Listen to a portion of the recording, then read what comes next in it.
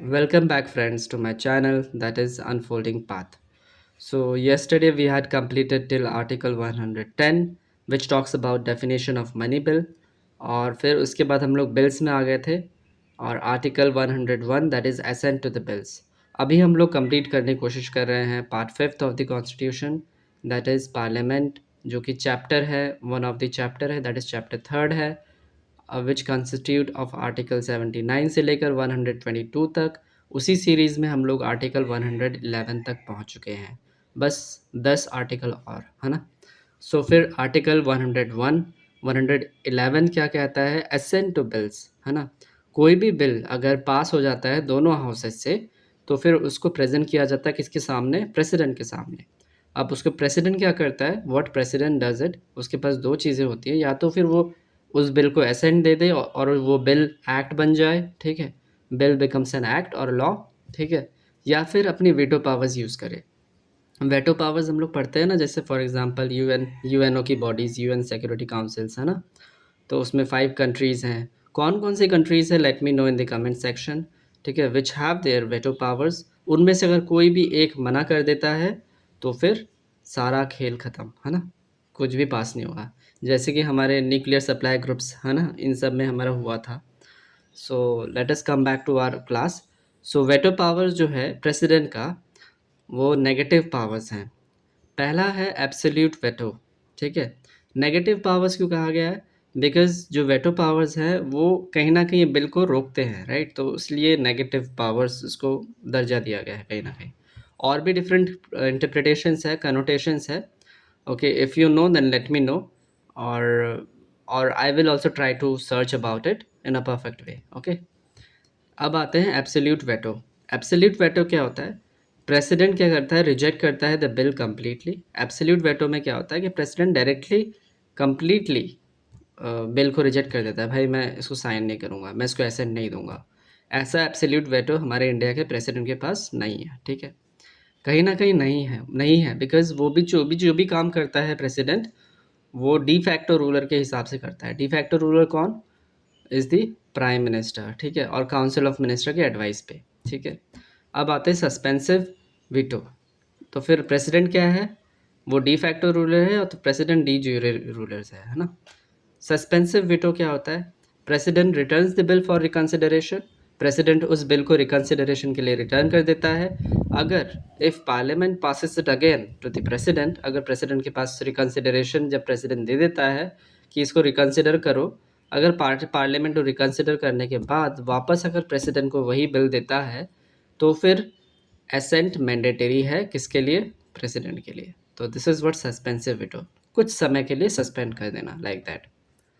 So it is not available in the case of money bill. Money bill के case में ये available है ही नहीं. क्यों? क्योंकि it is already brought in to the parliament after the prior recommendation of the president. क्यों ऐसा है कि मनी बिल के केस में ऐसा सस्पेंसिव वीटो होता नहीं है कि रिकंसिडरेशन करके फिर आओ ऐसे करके? क्योंकि जब भी मनी बिल को इंट्रोड्यूस किया जाता है, कहाँ किया जाता है? लोकसभा में. तो फिर वो सबसे पहले प्रायर रिकमेंडेशंस प्रेसिडेंट से ही लिया जाता है. तो प्रेसिडेंट से पहले प्रायर रिकमेंडेशन लेकर ही वो बिल को, मनी बिल को लोकसभा में ओरिजिनेट और लोकसभा में प्रेजेंट किया जाता है. So that is why the suspensive veto is not available or is not applicable to money bill, ठीक है. अब आते हैं पॉकेट वीटो. पॉकेट वीटो मतलब क्या होता है कि पॉकेट में डाल देना, है ना. कहने का मतलब ये है, ये हमारे प्रणब मुखर्जी ने भी किया था. इवन ज्ञानी जैल सिंह ने भी किया था for Indian post office amendment bill 1986. Pranab Mukherjee ji ने भी किया था कहीं ना कहीं, लेकिन फिर बाद में उन्होंने छोड़ दिया था. It was all about, I guess, I am not confirm about it. I will try to confirm it and then let you know. Okay. So the pocket in the tomorrow class. So the pocket veto क्या होता है? No action can be taken by the president. ठीक है. No time limit is to no time limit to act. अब क्या होता है कि प्रेसिडेंट उस बिल को लेता है और अपने पास रख लेता है. भाई मैं कुछ बोलूँगा ही नहीं. ना मैं इसको रिकंसिडरेशन के लिए बोलूँगा, ना मैं इसको बोलूँगा कि फिर रिजेक्ट हो गया and all. I will just keep silent and मम, ठीक है. और टाइम लिमिट नहीं है. एक्चुअली में कॉन्स्टिट्यूशन में कोई टाइम लिमिट प्रोवाइड की ही नहीं गई है कि पॉकेट वीटो कितने साल तक प्रेसिडेंट अपने पॉकेट में उस बिल को रख सकता है। ऐसा कुछ टाइम लिमिट दिया नहीं है। सो it is one of the awesome awesome veto actually of president. अगर कोई प्रेसिडेंट वैसा आए तो वो आराम से इस चीज़ को यूज़ कर सकता है एंड उसको कोई फोर्स भी नहीं कर सकता। This veto was the first use by Gyani Zail Singh for Indian post office amendment bill 1986। इनके द्वारा यूज़ किया गया था पॉकेट वेटो पहली बार। ठीक है। So no veto can be use in the case of constitutional bill. ठीक है। कॉन्स्टिट्यूशनल अमेंडमेंट बिल हो गया, मनी बिल हो गया। वैसे मनी बिल में हम यूज़ कर सकते हैं पॉकेट वीटो को। आई नहीं, प्रायर रिकमेंडेशन है, मतलब वीटो यूज़ ही नहीं हो सकता। तो जो कॉन्स्टिट्यूशनल बिल है, कॉन्स्टिट्यूशनल अमेंडमेंट बिल है, जो आर्टिकल 368 के तहत होता है, उसमें कोई वेटो नहीं लगेगा। ठीक है। 24th Constitutional Amendment Act of Article 368, pocket of Indian president is deeper than the USA's president because no time limit is mentioned in the constitution for Indian president to act on the bill. ठीक है। तो फिर pocket जो है president का वो कुछ ज़्यादा ही डीप है in comparison to president of USA's. ठीक है। क्योंकि प्रेसिडेंट ऑफ यूएसए के पास भी कुछ टाइम लिमिट है, लेकिन इंडियन प्रेसिडेंट के पास कोई टाइम लिमिट नहीं है। क्या है टाइम लिमिट यूएसए प्रेसिडेंट का? Let me know in the comment section if you are listening this. Okay, so pocket veto of Indian is quite deeper because there is no time limit set to the pocket of Indian president, कितना वो रख सकता है bill को, है ना। अब आते हैं article 112। Article 112 talks about annual financial statement. ठीक है, बजट। एक्चुअली में कॉन्स्टिट्यूशन में the term budget is not mention. Constitution में टर्म बजट है ही नहीं। बजट टर्म बोल के कुछ भी लिखा नहीं है, उसमें ये लिखा हुआ है एनुअल फाइनेंशियल स्टेटमेंट। ठीक है। जो हम देखते हैं हमारी निर्मला ताई हमेशा आती है बजट को पेश करने के लिए, वही कर रही है तब से। ठीक है, जब से बीजेपी सरकार जी है।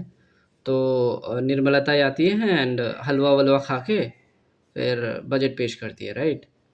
तो एनुअल फाइनेंशियल स्टेटमेंट जो होता है, this is what budget is. ठीक है, जिसको बोला गया है एनुअल फाइनेंशियल स्टेटमेंट, आर्टिकल 112। ठीक है। President shall cause to be laid before both the houses a statement of estimated receipts and expenditure. ठीक है। तो फिर प्रेसिडेंट जो है वो shall cause to be laid before both the houses. President उस टाइम पे प्रेजेंट रहता है दोनों हाउसेस के समक्ष और एक स्टेटमेंट को एस्टिमेट करता है जो कि रिसिप्ट्स एंड एक्सपेंडिचर को बतलाता है, that is annual financial statement. ठीक है। अब आते हैं article 113। Article 113 talks about procedures in parliament with respect to estimates. Estimates के रिस्पेक्ट पे प्रोसीजर इन द पार्लियामेंट, है ना। तो let us stop till today this time.